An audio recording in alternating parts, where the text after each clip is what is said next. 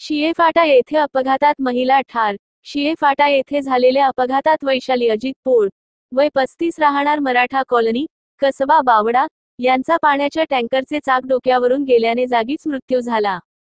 अपघाताची माहिती शिरोली एमआयडीसी पोलिसांना समजताच पोलिसांनी घटनास्थळी येऊन पंचनामा करून मृतदेह शवविच्छेदनासाठी सीपीआर रुग्णालयात पाठविला। घटनेची नोंद शिरोली एमआयडीसी पोलिसात झाली आहे। अधिक माहिती अशी की वैशाली पोळ या पेठ वडगाव येथे कोर्टात नोकरीस आहेत। त्या काम संपवून आपल्या दुचाकीवरून घरी येत असताना शिळेफाटा येथे आल्यानंतर त्यांची गाडी स्लिप होऊन खाली पडल्या। पाठीमागून येणाऱ्या पाण्याच्या टँकरचे चाक त्यांच्या डोक्यावरून गेल्याने त्यांचा जागीच मृत्यू झाला। त्यांना 2 मुले असून त्यांचे पती चिपळूण येथे एमएसआयबीत शिपाई आहेत। त्यांच्या अशा निधनाने मोठी हळहळ व्यक्त होत आहे। नातेवाईकांनी सीपीआर आवारात मोठी गर्दी केली होती। स्वाभिमानी रयत क्रेडिट सोसायटी कोगनोळी।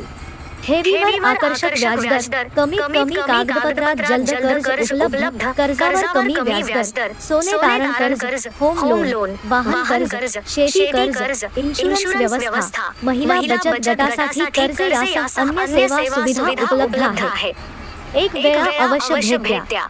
स्वाभिमानी रयत को of credit society limited Kognoli, Marathi शाळेच्या समोर कोगनोळी, तालुका निपाणी।